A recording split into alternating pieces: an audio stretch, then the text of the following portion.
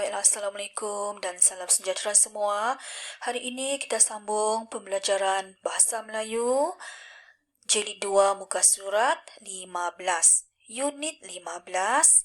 Tajuk dia Indahnya Seni dan Budaya Kita. Ini tema baru ya. Okey, aktiviti 1. Berikan penjelasan secara bertata susila, kemudian lakonkan. Okay, tajuk tugasan ini ialah perhiasan diri tradisional. Okey, ini mengenai perhiasan diri tradisional. Baik. Sebelum kita membuat tugasan kita, adalah lebih baik kalau kita baca dahulu maklumat yang terdapat di dalam tugasan ini. Okey, kita tengok ya. Perhiasan diri tradisional, anting-anting, doko, pending, cucuk sanggul, gelang, tangan. Okay, ini adalah alat-alat perhiasan diri tradisional. Okay. Kita tengok di sini. Nenek. Alia, mari nenek tunjukkan alat-alat hiasan tradisional nenek yang masih tersimpan elok. Alia, cantiknya. Nenek, ya Alia, kebanyakan hiasan tradisional ini diperbuat daripada emas, perak dan tembaga. Alia, jika diperbuat daripada emas, Nenek, ini pending. Tahukah Alia pending ini dipakai di bahagian mana? Alia, Nenek, ya Alia. Alia, ini mesti cucuk sanggul. Nenek, ini pula namanya doko. Alia, Nenek, untuk nampak lebih bergaya, nenek juga memakai anting-anting dan gelang tangan. Alia, gelang tangan? Nenek, betul Alia. Alia, anting-anting pula? Nenek, bijak cucuk nenek. Alia? Baik, kita sudah baca keseluruhan dialog ini. Daripada kita baca tadi, kita sudah faham mengenai jalan ceritanya, iaitu mengisahkan perbualan di antara seorang nenek dan juga cucunya yang bernama Alia. Alia ini ingin mengetahui alat-alat tradisional, iaitu perhiasan diri tradisional yang ada pada neneknya. Okey, kita tengok balik di sini ya.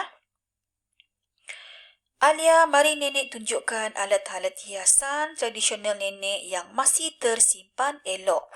Cantiknya. Okey, di sini apa perlu kita letak? Alia ni menceritakan mengenai apa sebenarnya? Cantiknya itu dia memaksudkan apa? Baik, ini sebenarnya adalah kebat yang kita kena tahu apa yang perlu kita letak. Jadi, murid-murid boleh letak, boleh tulis, iaitu perhiasan diri tradisional ini. Itu ya. Ataupun cantiknya alat-alat perhiasan ini. Ataupun cantiknya perhiasan diri tradisional ini. Yang penting, logik dan berkaitan. Okey, seterusnya. Jika diperbuat daripada emas. Okey. Untuk menjawab soalan ini, untuk meletak jawapan di tempat kosong ini, kita perlu melihat kenyataan selepas tempat kosong ataupun sebelum. Kalau kita tengok di sini, selepas ini pending. Tidak sesuai kan? Sebab dia tanya sini, jika diperbuat daripada emas. Ini berarti kita tengok sebelumnya, iaitu di atas ni. Ya Alia, kebanyakan hiasan tradisional ini diperbuat daripada emas, perak dan tembaga. Okey, jika diperbuat daripada emas, baik ini pun juga adalah memerlukan pemikiran kebat, iaitu memerlukan logik. Jadi apa perlu kita buat? Kita tahu ya, emas itu adalah sesuatu yang mahal, sesuatu yang berkualiti. Jadi jawapan dia pasti harganya lebih mahal. Jika diperbuat pada emas, pasti harganya lebih mahal. Okey, kita tengok seterusnya. Tempat kosong. Baik, kita tengok kenyataan selepas tempat kosong. Ya, Alia, tidak sesuai kan? Kita tengok balik sebelumnya. Ini pending. Tahukah Alia, pending dipakai di bahagian mana? Ni soalan. Okay. Bila ada soalan, perlu ada jawapan. Tengok di atas balik. Pending tu di mana? Kita tengok pending ni kalau kita tengok secara teliti, tengok betul-betul, dia dipakai di bahagian pinggang. Okey, ini jawapan dia ya. Pending dipakai di bahagian pinggang. Okey, seterusnya. Ini mesti cucuk sanggul. Dia tanya pasal cucuk sanggul. Ni cucuk sanggul, tengok sini. Okey. Apa jawapan yang sesuai untuk cucuk sanggul? Cucuk sanggul ni pun sebenarnya adalah kebat, iaitu kena logik dan berkaitan. Jadi kita tengok cucuk sanggul ni apa. Macam kita boleh tak apa-apa ya. Contoh jawapan cikgu sini. Cucuk sanggul itu sangat cantik. Kita boleh tulis apa-apa saja. Yang penting logik dan berkaitan. Okey, seterusnya tempat kosong. Kita tengok selepas tempat kosong. Untuk nampak lebih bergaya, nenek juga memakai anting-anting dan gelang tangan. Okey, ini sebenarnya mau letak apa di sini? Kamu rasa apa? Baik, doko ini seperti rantai. Iaitu kita tengok kenyataan sebelum tempat kosong tadi. Ya, ini pula namanya doko. Dia menceritakan pasal doko. Jadi Alia nampak doko tu, dia pun cakap, doko ini seperti rantai. Kita kena melakonkan, kamu kena jadi seperti Alia supaya kamu boleh faham dialog ini. Okey, seterusnya kita turun ke bawah. Gelang tangan.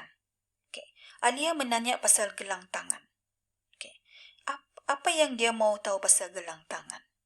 Kalau kita tengok sini, gelang tangan ini nampak besar, nampak cantik dan dipakai di tangan. Itu kita nampak maklumat secara mata kasar. Jadi, apa yang kita boleh tulis ialah ini cantik dipakai di kedua-dua belah tangan. Ya, gelang tangan perlu dipakai di kedua-dua belah tangan ya untuk bahagian tradisional yang inilah. Okey, seterusnya. Okey. Betul Alia, anting-anting pula. Dia tanya pasal anting-anting. Okey, kita tengok anting-anting di mana dipakai. Anting-anting ini kita nampak di sini dipakai di telinga. Okey, jadi jawapan dia dipakai sebagai hiasan di telinga. Boleh juga tulis dipakai di bahagian telinga. Macam tu. Yang penting berkaitan dan logik. Okey, yang terakhir, bijak cucuk nenek. Nenek dia cakap, Alia kamu sangat bijak. Jadi bila orang puji, kita perlu jawab apa? Selalunya bila orang puji kita perlu membalasnya dengan memberi satu kata-kata penghargaan, iaitu yang selalu kita ucapkan.